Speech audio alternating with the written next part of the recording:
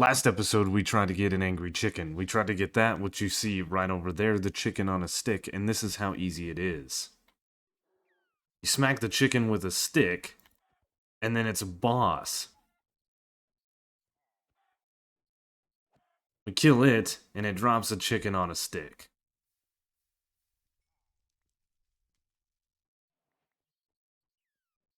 Yep. Literally what the thing says, please don't hit a chicken with a stick. Well, hello there. Welcome to Seaopolis. This is episode 21. How is everybody doing? Last episode, we actually got some power set up. We messed around with the flux networks. We got this bad boy set up holding 8 million RF per tick. And I've done a little bit of cleanup. As you can see, I've got all my machines kind of in one little area here. We've got our multi-servo press with our gear working die. We've got a regular multi-servo press because we had another one sitting over here. I've got my dissolution chamber.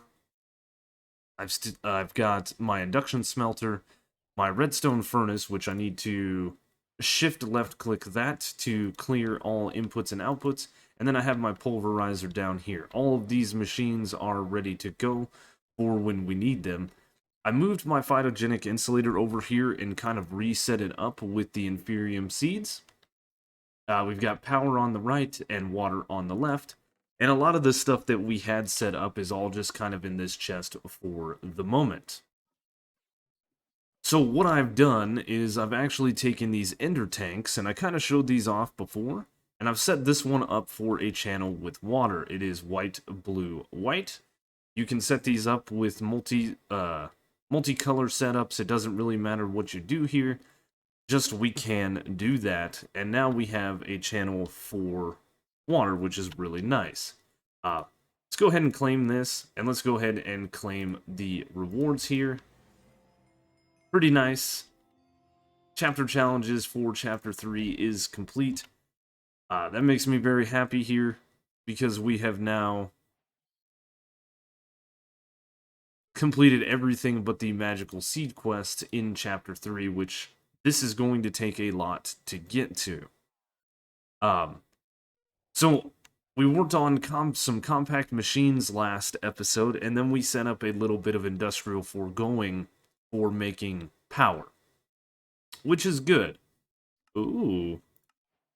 Oh, we're going to complete this, as a matter of fact. Because what I want to do today is I think we need to go bigger with power, right? So I've done some testing for the ether gas, which is this guy right here. We need a laser drill on top of a wither with some laser bases and a purple laser lens, and this thing is created in the dissolution chamber with latex. We have plenty of latex, that's fine. The laser drill is going to require us some diamonds and machine frames, stuff like that. The fluid laser base is going to require even more diamonds, which I don't have enough. I have enough for the 3 gears that are required. I'm short the 3 for the pickaxe, which is no problem.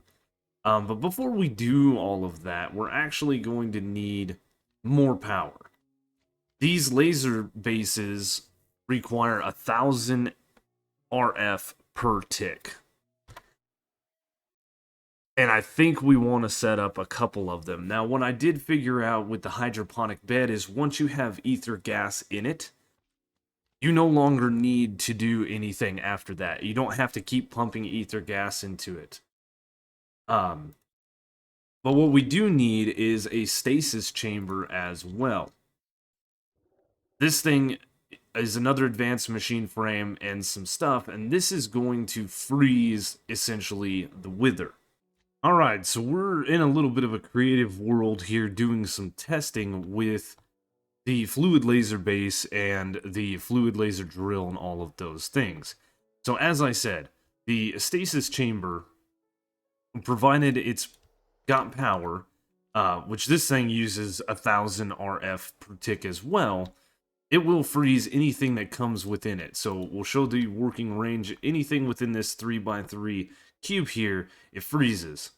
Doesn't allow it to tack, doesn't allow it to move. And it's a little laggy because of all the dang slimes. I had to turn this off of peaceful mode, which is annoying. But here is our fluid laser base, and it is producing ether gas with the purple laser lens inside of it. That is being pushed into a tank, which is going over to here. We'll show that setup momentarily. But then you have a laser drill. You can put a speed and efficiency add-on inside of this guy, making this extremely fast, but it does use 1000 RF per process as well. And you can have up to 4 bases around this base. Or I should say you can have 4 drills around a base. You don't necessarily need 4 of them, but it is nice. They will each use 1000 RF per tick, gaining us more and more ether gas. So, over here we have a hydroponic bed. We are pumping water into it, and they each have 10 millibuckets of ether gas. Now, every time one of these grows, like this guy over here, we're getting inferium essence, but the ether gas is not being utilized. Okay? Right here, we'll see this has 14, now 15, the ether gas got used. And I don't have the tank down anymore. I have it right here in my hand. So this is something to definitely think about when we do this. I am probably going to build this inside of a compact machine when the time comes, so that in case the wither goes rampant or we're done getting the ether gas that we want, this guy doesn't get out and start destroying a bunch of stuff. It will be confined to a compact machine. Alright, so one thing that I forgot to do is show you guys the elevators that we got as a reward. Elevators are pretty neat. You can go on them, you can jump to go up and crouch to go down. I do believe that you can actually set the directional portion of these. So if we do this, we can face east, which is going to point us, I believe, that way, right? So if we go up, we're facing this way. So these are pretty neat in the fact that you can set the direction, you can do different things, and if we had a base that was down quite a bit, then these would be quite handy as opposed to the ladders. Again, the magic mirror, I believe, if we're over here, yep, you just right-click and hold it. It's going to take us to our spawn point, which is over here. That is pretty neat.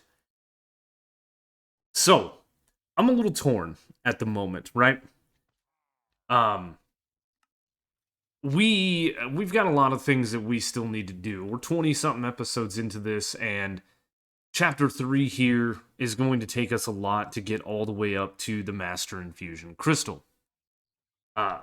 We slowly have Inferium coming in because of our phytogenic insulator over here, and we have gone through and decided that we wanted to get a Stasis Chamber and a laser drill and a fluid laser base and start collecting ether, because we do have a bunch of wither skulls here.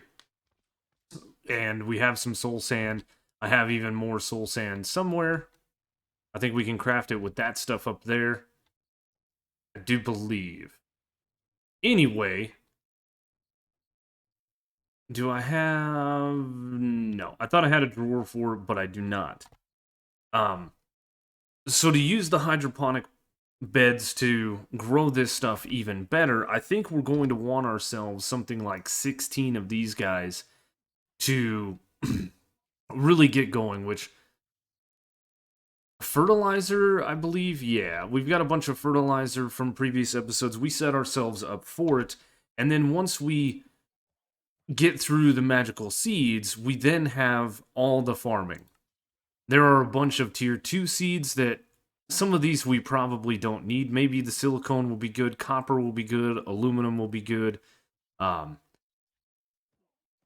We start getting into some very hefty stuff after that, though. Bronze, zinc, nether quartz, glowstone, redstone, obsidian, prismarine, graphite, iron, tin, lead, silver, quartz-enriched iron, and end biotite. Tier 4 is where we really step up our game because we can get uranium seeds, titanium, refined obsidian, refined glowstone, invar, electrum, constantan, nickel, steel, lapis, gold, N seeds, lumium, and osmium. Tier 5 is even better because this is where we can get iridium, diamond, emerald, platinum, inderium, cyanite, elorium, and netherite seeds. And then tier 6 is the craziness, which is dragon and nether star seeds. And I eventually want all of these seeds. We have to craft them, we might as well utilize them. But the ones that I'm most interested in are the uranium seeds, and then of course the diamond and emerald seeds, because I won't have to sift overworld matter. Which at the moment we have made another 80 overworld matter to be sifted. Because I'm lacking diamonds for the Stasis Chamber and all of that bits. The next problem that we run into is when we're running this system, we're going to need ourselves about 2,000 RF per tick, which we are creating 2,400 RF per tick with our magmatic dynamos. So the question is, do we run more magmatic dynamos? Do we look at the magma crucible, which is something that we've made in the past and we can make more? We would have to make a bunch more machine frames, but that's no big deal. And then we could take our igneous extruders, start getting netherrack, which is relatively easy, and that produces for us 1,000 millibuckets of lava per netherrack. Actually, it does that with cobblestone as well,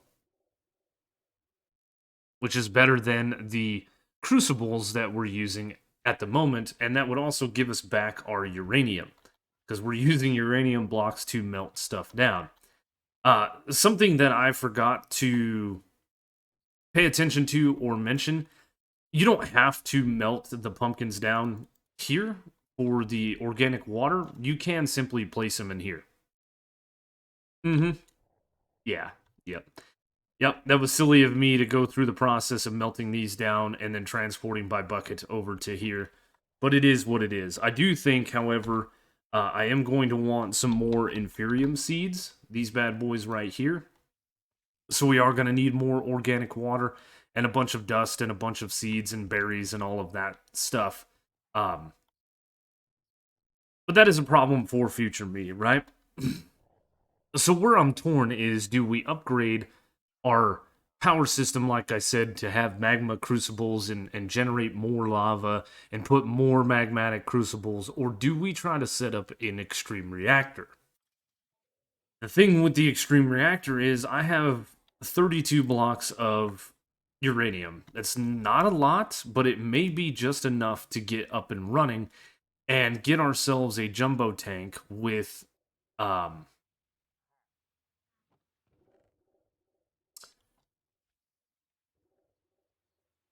ether gas in it. And this way we have enough ether gas to run our hydroponic beds. I shouldn't have made this first, but this is the extreme book. This will tell us everything that we need with extreme reactors. The number one thing that we're going to need is graphite, which I'm actually prepared 3 stacks of graphite for this at the moment. Now, one thing that does complete for us is the extreme reactors quest line here. Ooh, which I get a feral flare lantern. That is nice. The feral flare lantern is an object that we can place down and it lights up an area quite big. And we won't have to push torches and sea lanterns and all of those things. I can actually probably do... Nope. I'm not tall enough. I'm not tall enough. I bet you we could get this, though. Let's see. Yep. Got it. So over time, this will cast light. And then when you break it, over time, that light will be pulled back. I'm curious if it's... Yep. See, it's going to light up this area here, which is fine for now. I honestly don't think we need this farm running.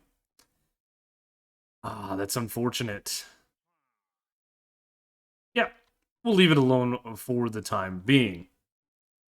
So, Extreme Reactors has wanting us to make 22 reactor casing and then all of these other things, including the book. So I do need to make the 22 reactor casings, which is going to require iron, graphite, and steel. So we have a fair amount of iron. I have actually got enriched iron going down here. I'm going to need to run that back through the metallurgic infuser with another batch of coal.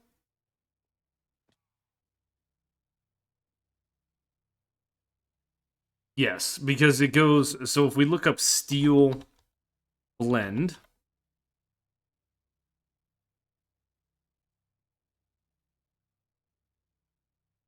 steel dust, I'm sorry. This is created with enriched iron and coal, and then the enriched iron is coal and iron. So we have to do this twice, which is unfortunate. So I get to wait around for a little while. We can, however, utilize coal in the enrichment chamber and turn this into enriched carbon. This will actually create 80 millibuckets of carbon, whereas the coal only creates 10 millibuckets. So it's a way to use coal more efficiently. At the moment, I have a decent amount of coal, and if I need more, I can always sift through the 1,000 of gravel I have here and get a bunch more tiny coal, and then process that into regular old coal. It's not a big deal. And the last thing you have to do with the steel blend is you have to process it. So you can put it in a furnace, and again, you'd have to use more coal. Luckily for us, utilizing some power in our redstone furnace, we can get all of the steel that we need. This takes a while. We can make speed and energy upgrades and stuff for the mechanism stuff, but we are not to that point just yet. Luckily for us, we only need 22 of these. So we're going to make the 22 that we need for now. I think we're going to need more if we want to build the reactor. But this is going to get us into all of this. So before we go any further, let's go ahead and look in the book, right? The beginning, your first reactor. The reactor is a multi-block machine whose primary job is to produce energy, and a lot of it. The multi-block machine is composed of many different blocks that you will place in the world next to each other. To craft and power the reactor, you will need yellorium ingots. So go and mine some yellorite ore and smelt it right away. To build the first reactor, you will need the following: 22 casing, 1 controller, 1 control rod, 1 fuel rod, 1 solid access port, 1 active forge, energy power tap. The glass block is actually optional and can be replaced with another casing. Here's all the different stuff. The forge power tap. Once you've crafted all the required blocks, you're ready to build your first reactor. You place the blocks in your world using the following diagram, putting the fuel rod in the center of the casing below. If all goes well, when you place the last block, the reactor will form, and you can open the controller interface by right-clicking on the controller. If nothing happens, right-click on any block you place down. You'll get an error message and should explain the problem, so on and so forth. And we can put some ingots and stuff into it. Now, yellorium, I thought this ran off of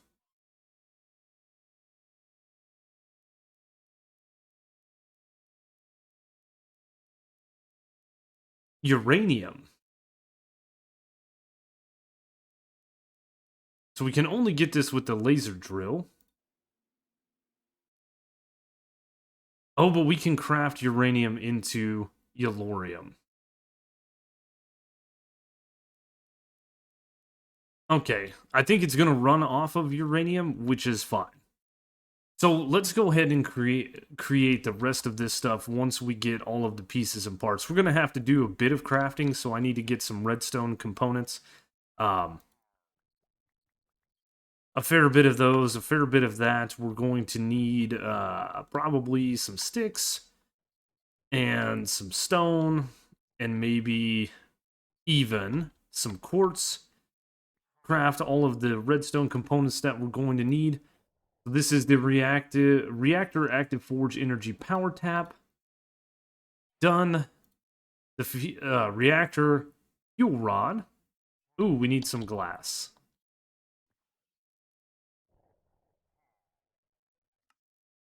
Done.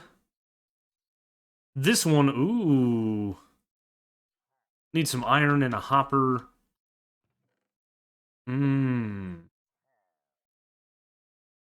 need a piston, which is going to require some cobblestone and some planks, which we have plenty of planks. We have a little bit of cobblestone. So the piston, easy enough. The hopper, that's why we grabbed the wooden hopper. We need a chest, which we should have right here. And there we go. There's the solid access port. We need the reactor controller, which needs a comparator. Again, this is why I made or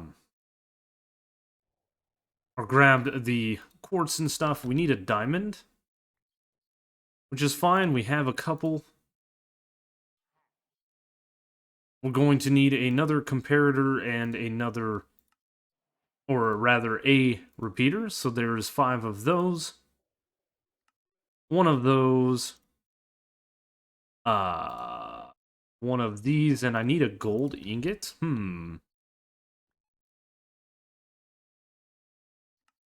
So there is that. We need a reactor control rod, which again is another piston. And that should be everything for the chapter. So, the book did say that we need 22 reactor casing. Obviously, to craft all of this stuff up, we needed a bunch of stuff, right? So, the multi-blocks looks like this. And we're going to need more reactor casing if we want to make this thing. So it looks like the fuel rod dude is on the top. This guy, I'm assuming that this is going to be in the center to create our reactor. So we're going to need to make more casing. We need 20 more. And what I am missing, it looks like, is a bunch of iron. Which is fine. Yes, we can make all of this that we're going to need with the graphite that we crafted up. So, what I think we're going to do is we're going to set up... Not everything is going to be in the compact machines, which something I didn't state is when you're inside a compact machine, you can place other compact machines inside of there. There used to be a way you could just, like, shift right click on this thing and name it. It was easier to find your way. I think you could name tag or name the block itself. And we could essentially take the whole base and pull it down into one little block and just have that block up there. That would be absolutely hilarious. But we're not going to do that. I think we're going to build this Extreme Reactor first out here. So I think I want to go ahead and sink this into the floor. Like I said, some things are going to be built above ground. Some things are going to be built in those. So, this shows the port here. It shows the... I wish you could, like, spin this thing faster. It shows the other port there and the controller in the front. It really doesn't matter, I don't think. I think we have to put the fuel rod, however, in there, and then we are going to need the top part here.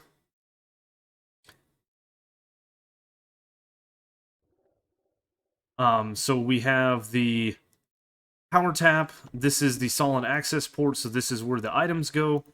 This is where your power comes out.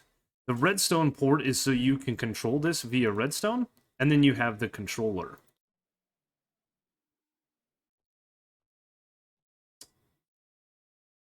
And I believe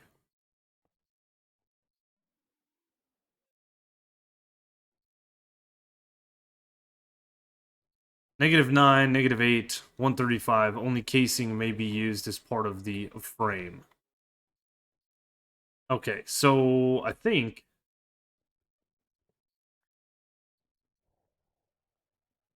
I need to move these down by a block. Because I sunk this thing in the floor. I think.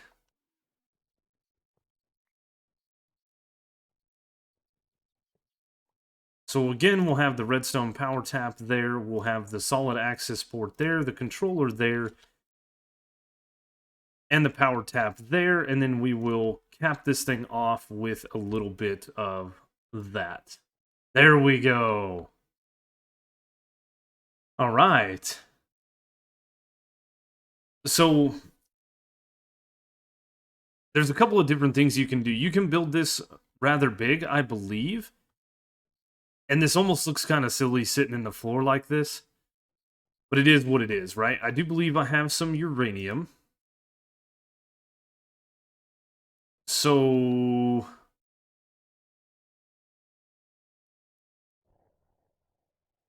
we put a little bit of uranium in there. This thing is 87.5 full. If we turn this on, the casing heat's going to go up. The core heat itself is going to go up. And this is going to start generating power. It is generating 184 forge energy per tick. Nice. So one thing that we can do, like I said, is utilizing the redstone port, we can turn this on and off. Okay, signal direction input, toggle the reactor on or off according to the signal received. We can eject waste, control rod insertion, core. There's all kinds of different things that we can do with this. I think if we got 2 of these and made a bigger one, we could steal a signal off of this. And once this thing is completely full, which we're going to turn this thing off, how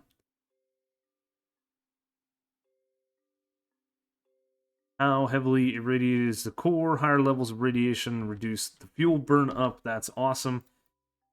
I don't know if it talks about...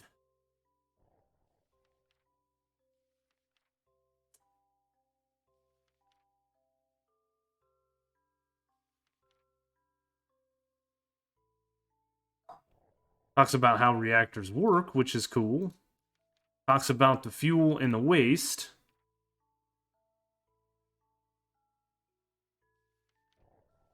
Radiation moderators, we don't really care about that. There is turbines.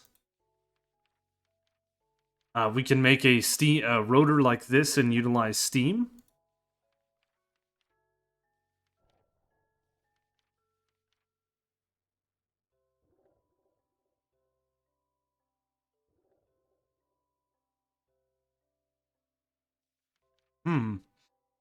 Yeah, here's the whole inner workings of this. I'm not sure what the biggest reactor is that we can make, but I'm sure we could make like a 5x5 reactor, a 7x7, stuff like that, and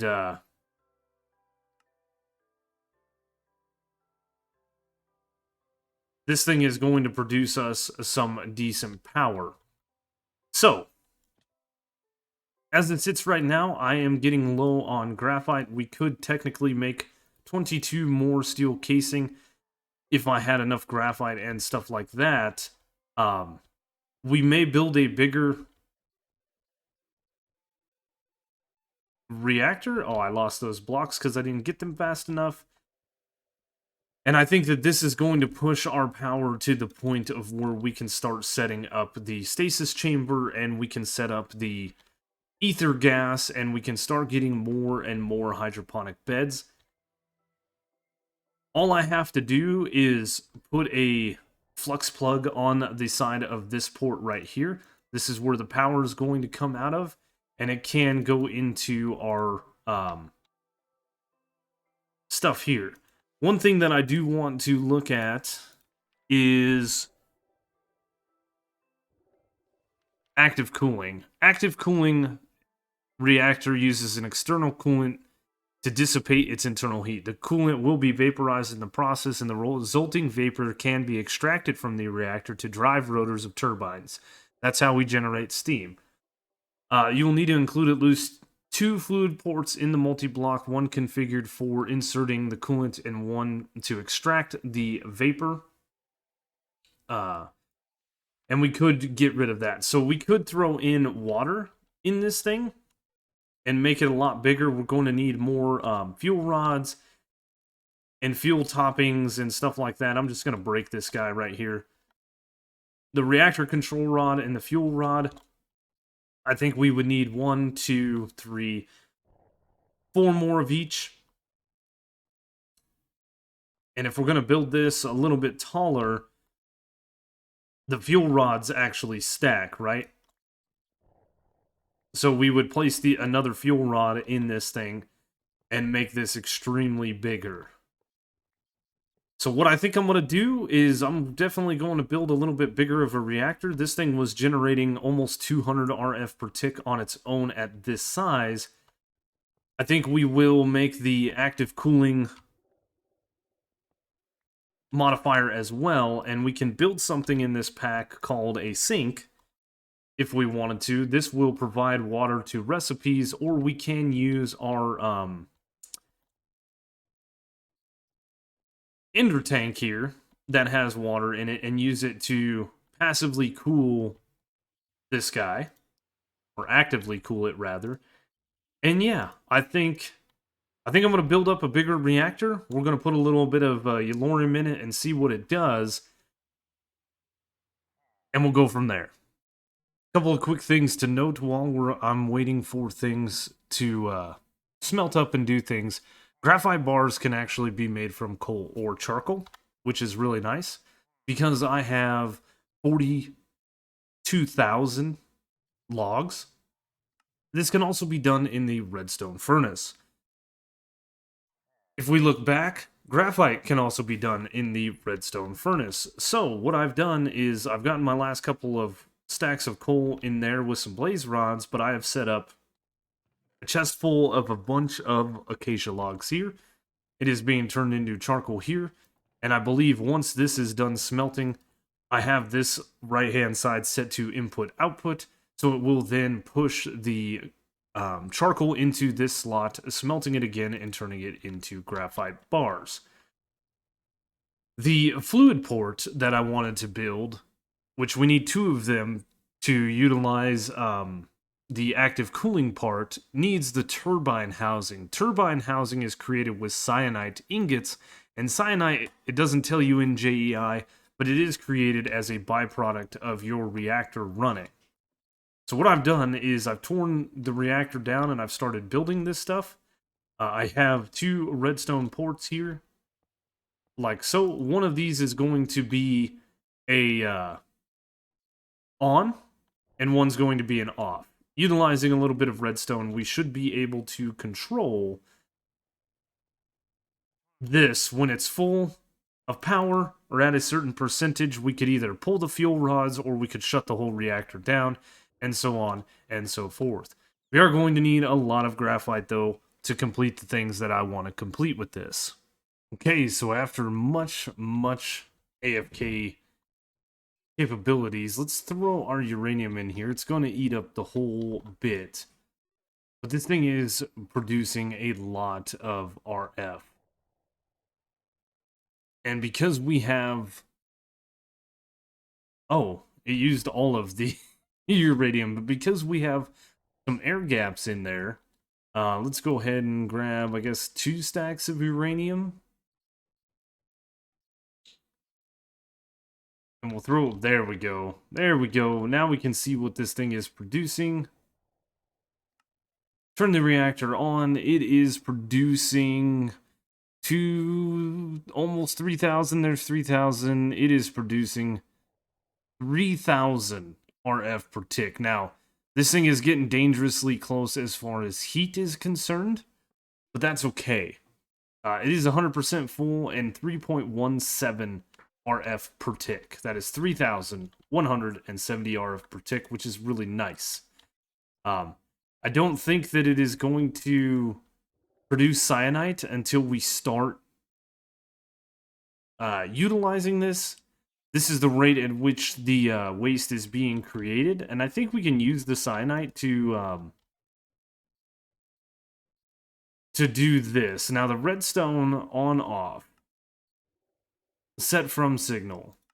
Toggle on pulse. Set from signal. Save. The reactor is inactive.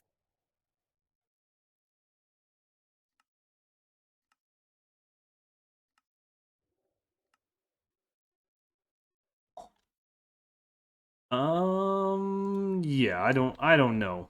Let's just go ahead. I think, or let's just disable this and disable this. I think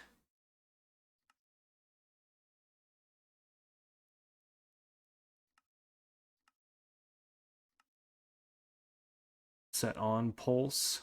Control rod insertion.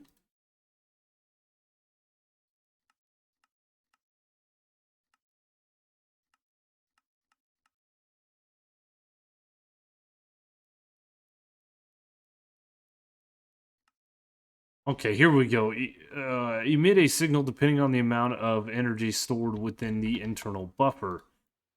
Might not need a comparator, but we can place down some redstone.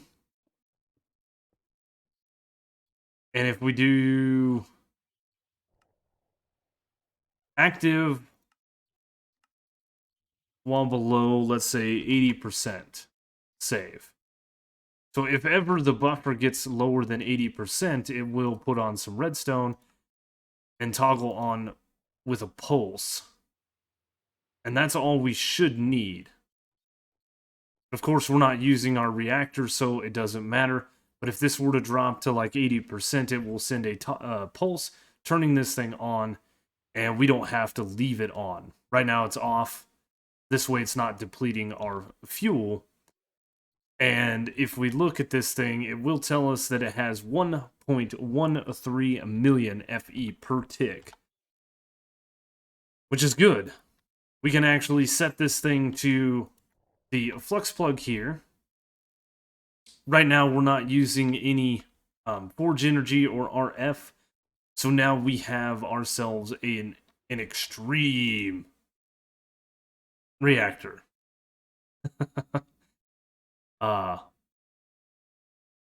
And yeah, I think everything's good with this thing. No waste, which is fine. I think we can set up a chest where it will grab the waste out of it.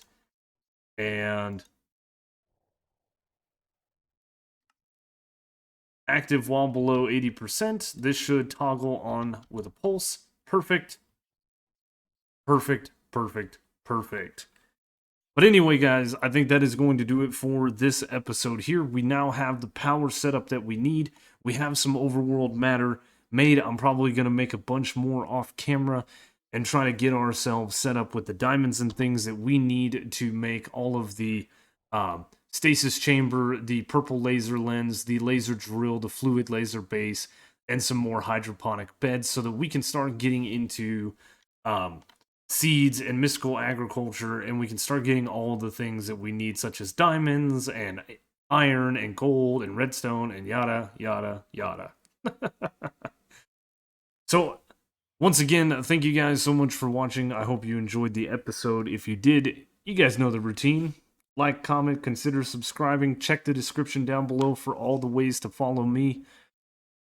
And yeah, thanks so much. I will see you on the next one.